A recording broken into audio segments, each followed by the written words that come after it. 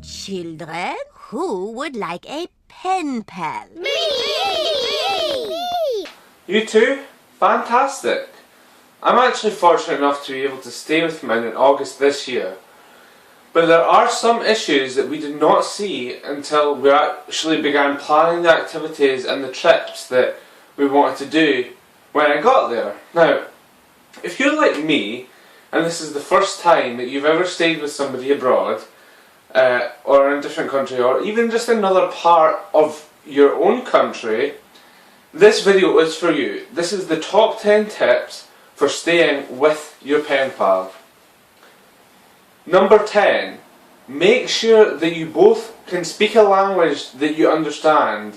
It might not be your first language, and it might not be their first language, but you absolutely have to be skilled enough in a language that you can both understand to make communication easy. Number 9.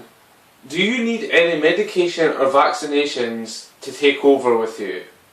A lot of parts of the world do not have as good as sanitations we have in the West, that we're very fortunate to have. Make sure that you look up on diseases, things like that. That is hugely important. You do not want to get ill when you're abroad. And make sure that you have travel insurance. Absolutely. Number 8. If travelling as a solo minor, do you need a permission letter signed by your parents? Now, I never knew this existed, but in parts of Canada, this is extremely strict. If you're flying in as a solo flyer, as a minor, and you do not have a letter from your parents with their address, with it signed, with it clearly stating they know that what you will be doing in Canada is staying with a pen pal, at whatever address it is, they can detain you on the border until they can contact your parents. Now, nobody wants to be detained on the border, so look into that. They'll have a government agency website where you can check up on their guidelines. Number 7. Make sure that you introduce your parents to their parents. This is a really good way of creating bonds, and it reassures your parent that you're in good hands, essentially. That you're not going to be, murdered or something. I mean, it could still happen, but it reassures the parents. It's always nice to keep the parents happy. Especially if they're paying for your flight. Unfortunately, mine are not. And that brings us on to flights. Make sure that you get the cheapest flight possible. This is number 6.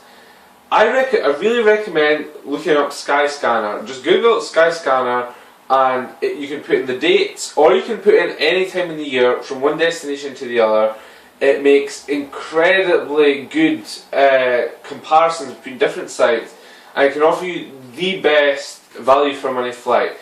Just be aware some of the sites that it compares with do seem a little bit dodgy, so always use your common sense. If it doesn't feel right, if it's too good to be true, don't go ahead with it, okay? Just be safe so that you're not wasting money or getting scammed.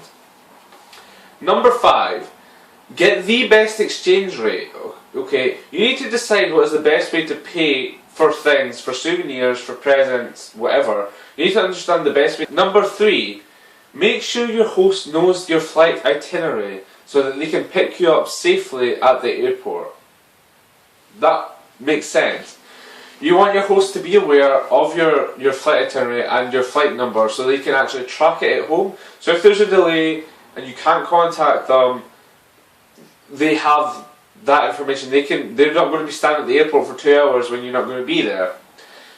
So give them their flight itinerary and make sure they're going to pick you up at the airport. It's the safest way to get from the airport to wherever you're staying, and it's also the most fun. Okay, everybody likes to meet people when they get off the plane.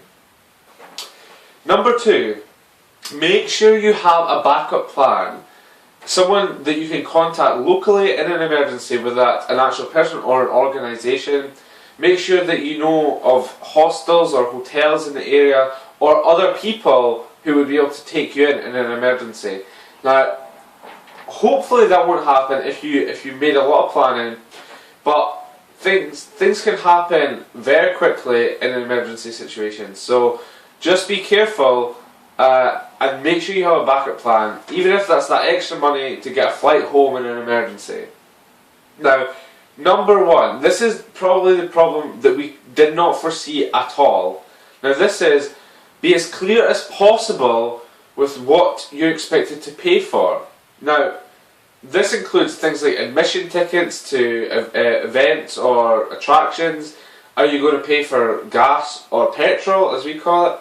Are you to pay for food, or are you to actually pay some rent for a room or couch wherever you're staying?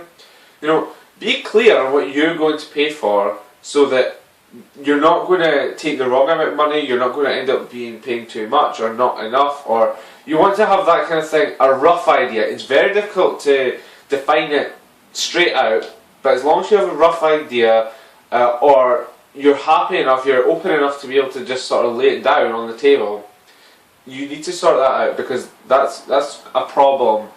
I'm luckily enough, we're really open. We can just decide, I'm going to pay for this, I'm going to pay for that, you know. Holidays are expensive, and if you're going to stay with your host, it's the host's holiday as well. So that's all from me for today. Thanks for this video. Please like and subscribe, and you can follow my blog on Tumblr too. Thank you.